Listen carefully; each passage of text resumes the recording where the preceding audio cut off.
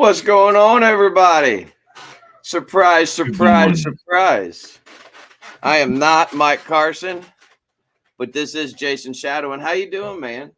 I'm good. I am not in my normal setup. I am coming to you from the barbecue capital of Missouri, Kansas City. So, yeah, home of the Royals, Chiefs, and some pretty cool mobsters from back in the day.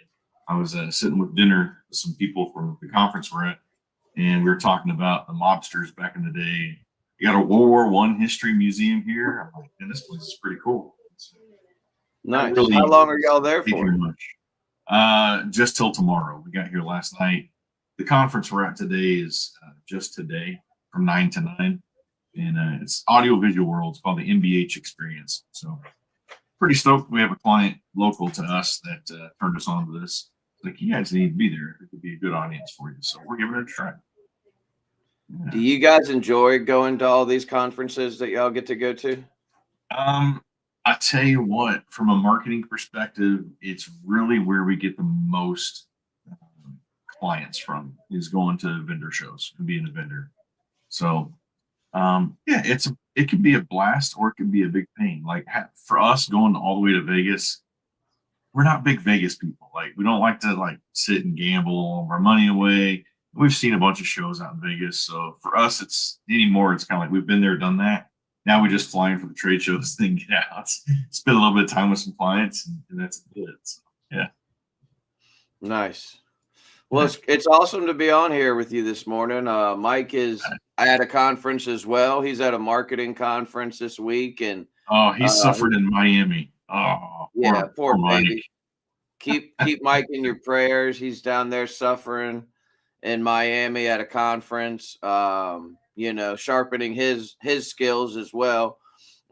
Jason and Shane are at a conference, and I'm just at home ready to go run some service calls, and we're talking about pricing today. So this is sure. I would say this is probably one of the most important parts of running a business. Yeah. In the overall, all encompassing of running a business, if your pricing ain't right, nothing's right. Like you can have the best SOPs, you can track KPIs, you can do all this other stuff we're talking about. If you're not charging correctly, nothing else is going to work properly. So pay attention, guys. Get your notepad out. But I've been going up to the Moose Lodge, man, and hanging out up there. And those guys are hardcore golfers. I mean, these guys eat, sleep, and breathe golfing. And I'm not a big golfer, but I know there's some viewers out there that watch and are golfers. And I got a really good tip from one of the guys up at the Moose the other day. He was like, man, he said, if you're going to start golfing, he said, always be sure to bring an extra pair of socks. And I was like, really? He was like, yeah. He's like, just in case you get a hole in one. I was like, oh, okay. And that is my attempt at a dad joke for you, Jason. How'd I do, man? How'd I do? That was a long setup for a great payoff. Great payoff. I'll tell you this. I played my first round of golf a couple weeks ago. It was cold, but I went, got invited, and I shot a 65. If you know anything about golf, it's pretty good. So I went back the second day and I played the second hole. So yeah, there you go. Well, I guess me and you should team up because I've never played golf before, and we probably kill it, man. I'm best at scrambles. Like, don't actually want me playing golf. I'll be that fourth man on the team, like Jesus, and I'll help bring it home. But it's not going to be good or pretty. Yeah, I'm more of a miniature golf guy myself. So anyway, well, you want to pray us up, brother? Yeah, you bet. Yeah, let's here we go. Father God, sorry, I got distracted there for a second. Father God, thank you for the skills, knowledge, and the wisdom that you've given us to serve others through the work that we do. Just help us to recognize our worth and help us to price our services fairly, not out of greed, but out of respect for the value we bring to others. And give it confidence to be firm in our pricing, knowing that integrity and honesty and excellence, they honor you. And bless this business, bless all the business owners listening today, and those will be watching this in the future. Give them wisdom to build profitable and sustainable businesses that support their families and communities. And above all, may people see your love for our actions. Amen. Amen. Amen. Thank you. Well, there's a couple scriptures here. I'll share two. Proverbs 11:1, a false balance is an abomination to the Lord, but a just weight is his delight. And Luke 10:7, the laborer is worthy of his wages. And everybody knows I'm a Proverbs guy. I love Proverbs. There's a lot of good business nuggets in Proverbs. And Proverbs 11:1 is one that constantly reminds me, while we're talking about pricing, it is of the utmost importance that you keep your integrity when doing business. It is of the utmost importance that you run your business in such a way that you're never laying your head on your pillow at night saying, man, I did that person wrong, or I did that warranty company wrong, or I did that supply house wrong. Because there's so many opportunities, and I've seen it so many times. But do right by people, charge fair, professional prices, but don't be that person that tries to get over on people. That's not what when we talk about pricing properly, we're not talking about getting over on people. We're talking about charging professional rates for professional service. First question you got to ask is, are you giving professional service? I mean, at the end of the day, that's what it's all about. But I really want to drive that home this morning. Like, do not be that guy. Do not be the guy. I personally, Jason, I can't be that guy because I wouldn't be able to sleep at night. If I constantly took advantage of my customers and took advantage of different opportunities that you have in business, I wouldn't be able to sleep at night. I just couldn't. But if you are a person that could live with that type of guilt, just don't do it, man. It's not worth it. It's not worth it. God will bless you so much if you run a legitimate, honest, professional company without having to do people dirty. I just thought I'd kick it off with that. Kick it off.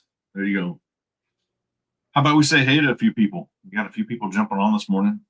Oh, yeah, we do that, don't we? Yeah.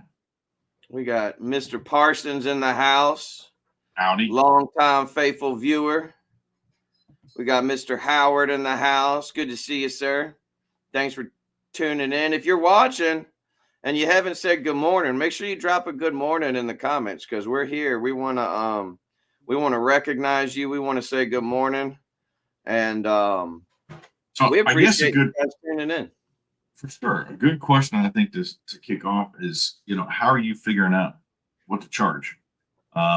We were talking a little bit beforehand, but are you just calling up everybody else in your local neighborhood, other appliance repair, other electricians, and secret shopping them, finding out what they're charging, and then you charge that much or less? Are you actually sitting down and figuring out what your business needs to be successful, to be profitable, to stay in business for a long time, and charge them what you're worth, right? So there's definitely so many different ways to figure out what to charge. Instead of just covering costs plus markup, pricing should reflect the true value you provide to your customers. So, absolutely, 100%. I think market analysis is important. Mm-hmm. I think you need to know what your competition is charging, but I don't think you should base your prices off of that. 100%. It's so good to know those things, but like, I'll give you an example. I didn't do it right. I came into the trade when I first started. I was charging a $65 service call. Yeah. So for $65, I'd come to your house and diagnose your appliance. We were $29. You said 29? $29. That's when we started in 2004, charging we called them dispatch fees. So $29 to have an electrician come out to your house is ridiculous. And in hindsight, you look back and you're like, man, what was I thinking?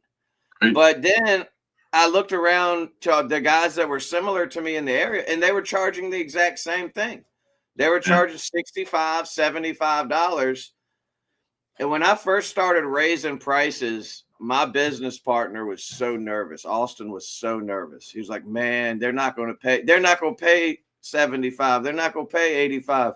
Then we raised to 99. He's like, we raised to 90. We just did a new raise to 125 south of the James River. So for those that aren't familiar with Richmond, the James River kind of runs right down through the middle of the city. And you have south of the James and north of the James. We just raised to 125 south of the James River. Haven't gotten a single bit of pushback. They're still booking. They're still doing it. We raised our labor rates. Again, we raise our rates at least once or twice a year, it seems like. So one of the things I often tell clients or other electricians that I've been dealing with, or in this case, appliance repair companies or heating and air companies, if you were to go across the board right now, right here today, before you start running calls, and raised all your prices 5%, would you lose a single client? TK, if you raised all your prices across the board 5% right now, would you lose a single client today? I might lose one, but I wouldn't mind it too much. What if you raise your prices 10% across the board right here, right now, before you start running calls? Would you lose any clients? Probably you lose a couple. Okay. So across the board, you may lose a couple out of how many calls are you going to run, right? The point is look how much more you're going to be bringing in versus the clientele. You actually, you hit it on the head. I may lose one, but it's one that I might not care about losing, right? You're getting rid of the low-hanging fruit that's really dragging your business down versus helping your business get to that next level, right? So just something to think about. I talk about this quite frequently, and then I'm gonna bring up Andrew's comment because that's a good comment. I talk about this quite frequently, but for those of you watching, if you have not done a customer avatar workbook, I highly recommend one. We did one in our mastermind last year. We did an entire mastermind on customer avatar and who your ideal customer is. And that really wakes you up when it comes to pricing, because my pricing isn't based on all these people, this huge metropolitan and surrounding counties. I have a very specific person that I'm going after. It's old people and property managers. Those are the people I'm going after. The elderly. And when I say going after the elderly, I mean that in the most respectful, loving. They're my absolute favorite people on earth, and I love servicing them. I would literally give them the shirt off of my back. So before you dive any further, explain why they are your target market, why they are your avatar, why they're your customer that you want. Well, first, from a personal level, and I don't recommend basing your customer avatar off of personal feelings, but I truly do love old people. I love being around them. I hang out at the Moose Lodge, like I mentioned earlier. I just love being around them so much. But on a business level, they've worked their entire lives. They're in retirement. They don't want to deal with a broken refrigerator or broken washer or broken dryer. They're ready to pay my prices without complaining, without whatever. And that's one of the big things why I love working for, the 50 pluses, the people that have what I would call expendable income, and they're not going to nitpick you about every little detail. They're going to invite you in. They're going to offer you coffee. They're going to offer you a drink. They're going to tell you about their grandchildren's pictures. don't comment. If you're in an old person's home, unless you got an extra 15, 20 minutes, do not comment on the pictures on the wall. I do it on every call. The I do it thing you're on every hitting call. is they don't haggle with you. They're paying for your expertise. They're paying for your reliability. They're paying for your convenience. They're paying for the peace of mind, knowing that TK is going to come out. He's going to do a good job. He's going to do them right, and he's going to charge a fair price. That's what they're paying. I love what you're saying, Jason? They're loyal. Loyal. Oh yeah, 100%. These young customers have no loyalty to a tradesman. Yep. The people you get in good with grandma. And here's another one y'all don't think about. You get in with grandma, you getting the daughter, you getting the grandkids. It's generational. Yeah. We get in with the older people, and they tell their kids about you. They tell their kids about you. Next thing you know, you're working on little Timmy's refrigerator that you met when he was 12. Now he's 21 years old. He's got his own place. So it's a domino effect. I got a great story on that one. It has nothing to do with service repair. But John Streeter, the very first mortgage loan that we ever got was with John Streeter 26 years ago when he was at a bank. Austin, fast forward 26 years later, Austin, our oldest son, just bought his first house. Guess who the banker he used was? John Streeter. John Streeter is a totally different bank, but I'm sitting here thinking what you just said is 100% the truth. That's pretty awesome. Yeah. We want to touch on this one. Andrew said I could lower prices and lose clients. The market is insane. So my answer to that is, what makes your business stand out, Andrew? Base your prices off of what makes your business stand out from everybody else, right? You got skilled technicians, you got faster response times, you got the best customer service, you got quit competing on pricing and start competing on what your business offers that is way better than your client or than your competitors. So push your company's strengths out there in the marketing and define your unique competitive advantage over all the other guys in your area. That's one thing I comes to mind on that. Absolutely. Dan said, morning, brothers. Great subject. You're right, TK. Know your customers. Yeah. Andrew in his area is getting the boomers, as they call them, are the hardest because they argue prices. I don't get that here. The people in my area, and it totally might be an area thing. I don't know Andrew's service area, but in my area, we don't get that at all. They're not haggling over prices. They pay happily and they stay loyal. And it's one of the reasons that I love working for the people I do. And the other half of that thing, Jason, that I was speaking to is the property managers. You know, half of my customer avatar is the elderly. The other half is property managers. And you want to talk about an awesome niche to get into as far as pricing goes. They're spending other people's money. They're not even spending their own money. You go to the house, you're not dealing with the customer, you're dealing with the tenant. You send over the bill, that person who's receiving that bill, it's not their money. They're spending the homeowner's money who they're managing that property for. They're people's problems.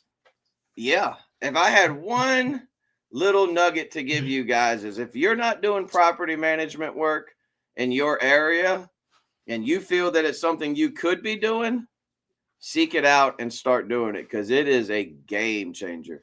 But TK, how do you come up with your prices? I get that question a lot. Like, we started talking about this beforehand. You got the Blue Book out there. In the electrical world, there's the new flat rate. There's all these different companies out there. Here's the cat's meow in your hand, already done for you. Just give me your hourly pricing, and I'll put it in there, and then you've got all this. For me, I preach creating your own. I have an Excel spreadsheet that I started with a long time ago, and I made my own stuff. I made my own pricing. And the reason being is because I had a hard time with some of these price books out there, and then especially getting to the wording of certain ones. So one that we was with, we spent a ton of money on. They tried to trick the customer with funky wording, right? Like a ceiling fan. I was doing some work with the customer one time, and I forgot what the word was. I mean, it was just so stupid. It was power distribution, something or other for a ceiling fan. I don't remember what the word was. It was bad. And the customer just kept tripping over that. And he's like, I don't know what the heck you're talking about. What needs fixed? And I said, well, your ceiling fan. He goes, why the heck don't you just say ceiling fan? I'm like, and that's when it hit me. Don't try to trip the customers up with fancy words. Who cares if they Google Amazon or whatever, part, and other appliance repair guys in this group, they'll be saying, hey, if they want to buy the part, they buy the part. Fine. I'll charge them for the labor. Do the labor. It comes down to getting back to, in my head, stop charging on price and start charging according to what you're worth, right? Yeah. So what about you, TK? When it comes to price books, have you figured out what to charge? I'm exactly the same way. I'm a keep it simple, stupid guy. They have the blue book. They have all these flat rate pricing guides and different things like that. Make a spreadsheet. Make a spreadsheet with 3 to 4 tiers. You decide how many tiers you want to do your pricing. I'm a 4-tier guy. I was talking about what Daniel says here, because that's exactly what it was. Air distribution system was a ceiling fan in this book. I'm saying air distribution system. Just call it a ceiling fan. It is what it is. Call it a ceiling. Your ceiling fan needs replaced. Yeah, exactly. And I'm with you on that. Like, just tell them what you did. It's not that complicated. But I'm 100% flat rate. I don't need the blue book. I don't need any software to tell me how much to charge. I look at my cost of doing business. I look at how much I want to make, and I price my jobs accordingly. And all you have to do, if you're racking your brain on this, create a spreadsheet. We have one over at servicealliancegroup.com. If you're an all access member, you have access to it. Mm-hmm. Go in there, take the template, create it, make it your own. I suggest 3 to 4 tiers. So your tier 1 is the most basic, simple service call plus labor. I'm talking the child lock was on. The child lock was on the dishwasher and you turned it off for them, and you might charge $125 or something like that. Or heck, you might just charge $99. And then go up from there. So like our tier 2 is $250. So service call $99, $150 labor, or in certain areas it's service call $125 labor, $250, and that's your basic simple repairs. Not anything crazy. And then it just goes up from there with obviously sealed systems and things like that. We're not doing sealed systems anymore, but we got out of the warranty game altogether. But it's not that complicated. I mean, it's pretty simple. Yeah. Figure out what you need to charge it. It really can be that simple. And when you have a CRM that you can input all that stuff into and it helps you create it, I mean, that's just another benefit. But yeah, spreadsheets. I've saved so many people thousands upon thousands of dollars by just simply saying, create a spreadsheet, or here's mine in the electrical world. Take it, use it, and create your own with it. It's just, yeah. I don't know. We have literally spent the first flat rate system we purchased in, I don't know, it was 04 or 06. It was like $3,700. And I thought, man, this is freaking expensive. And it was a software you downloaded on your computer, and it helped you create your pricing. And I just remember thinking, oh, this thing is the cat's meow. And then like a year later, I'm not even using the stupid thing because it was so clunky. It wouldn't update itself. Well, then we spent almost 10 grand on the next thing. I'm not going to say what it was, next best thing. And the training and everything went along. And it came down to the wording was just tripping up customers. I'm like, man, I wish I'd get my money back. So when I literally say I've spent thousands of dollars on pricing books and strategies and all this crap, I'm telling you, the simplest and least expensive one is a stinking spreadsheet and creating your own. 1,000 times over. Do it again. I've been nerding out with the chat GPTs lately. Yeah. And I created my own GPT, and it's called the Richmond Appliance Guys Flat Rate Labor GPT. Gotcha. And I went in there and I trained it with each, I took my spreadsheet, I uploaded the spreadsheet to the GPT, so it already knows all my stuff, and it's not perfect. I'm still working out. What'd you call it again? The Richmond Appliance Guys Flat Rate Labor GPT. But the goal with it, and I'm not a tech savvy, I'm not a computer guy. So I'm probably gonna have to. I think, didn't I send it to you and Mike? I don't know. I'm looking at the initials like Rag Fertile. Oh yeah, that doesn't do a good acronym. Richmond's Appliance Guys Flat Rate Labor GB. I'm trying. Jenny's thinking, oh gosh, let's create a simple acronym for this. Yeah, I wasn't thinking acronyms when I created it. But just punching all that stuff in there. But let's switch gears for a second, because I know you got to hop off soon, and I want to drive this home. Is the value there? Before you even think about how much you're charging, is the value there? If you're going in there and shotgunning and just trying to get it done as fast as you can so you can get to the next call, I can tell you right now the value isn't there.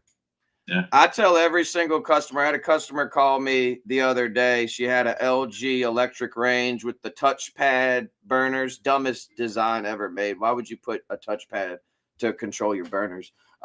We've been using switches for 60 years, LG. We don't need touchpad burners. But her touchpad is no longer working. And she basically called just to ask, like, is it worth it to have you guys come out and look at it? And I tell every customer that asks this, we tell them the same thing. You will get $99 worth of education every time. Even if I fix your appliance and it's fixed, you're going to get $99 worth of education, because I'm going to come into your house. I'm going to educate you about proper maintenance. I'm going to educate you about proper usage. I'm going to educate you about proper cleaning and maintaining your appliance. I'm going to give you all this free information, which isn't technically free. And then to make it even better, when you go to grab that notepad to start writing down what I'm telling you, I'm going to say, Miss Johnson, you don't need to grab that notepad. When I send you your invoice, I'm a zeroed out item with all of my tips and maintenance stuff on it. You don't have to write anything down. If she's got to buy a new washer machine, I'm going to attach my customer education for buying a washer line item. These are the type of little things that add value. When you walk in and you look professional and you lay down a tool mat on their counter and it says Richmond Appliance Guys with a nice logo on the top and it looks professional, then you lay a blanket out and you're respectful of their place. It's just giving them that white glove service, as my boy Lamar always calls it. That's what adds that value. That's what makes you stand apart from, the Chuck in the truck that does free service calls and shows up in his, 1993 Toyota pickup truck. Beat 'em up which truck. Is a great truck, by the way. Hey, as long as it's got a good wrap on it, it looks good. It's clean. Yeah, I drive around in a little Dodge minivan. You get in the we could talk trucks all day. Long story short, evaluate your current pricing is what I hear. Train your team to educate and sell on value, not just price. And then a big one that I think we can wrap this up with is just test and adjust your pricing over time. Don't be afraid to test a higher price with premium services, right? You're worth it. That's what it comes down to. If you don't think you're worth it, why are you not worth it? Let's fix that problem. Yeah. Let's fix that problem. Why can't you charge the prices you should be charging? If that's the question in your head, if you're thinking, man, there's no way someone's going to pay me $125 just to come out to their house. Well, That's ask the yourself first problem why. to fix. Yeah. That's the first problem to fix. Why aren't you worth $125? If you're not giving $99 worth of customer education to every customer, I can see why you're not worth it. If you're not giving that white glove service that sets you apart from your competition, and communicating well, and all these things we talk about week in and week out, well, yeah, you're not worth it. You need to fix your foundation of your company and the things that you're doing.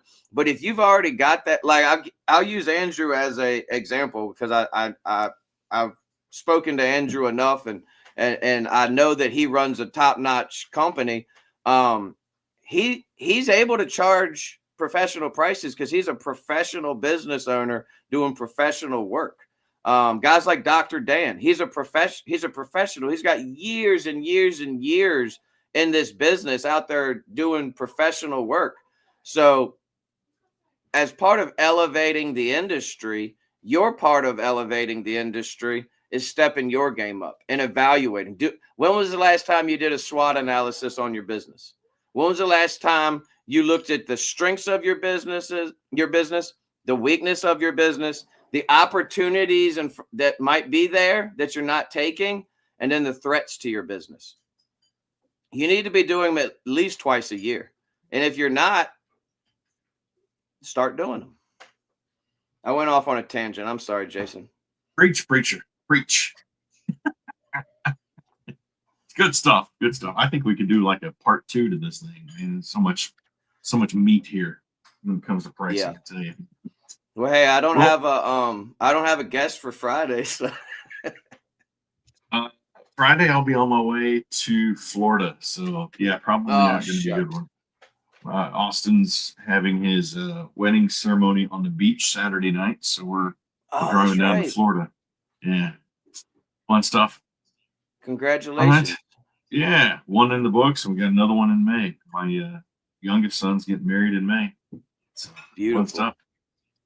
Beautiful. Man, it's been a blast, and for everybody out there, be sure to pay the fee, which is simply put, it's free to pay the fee.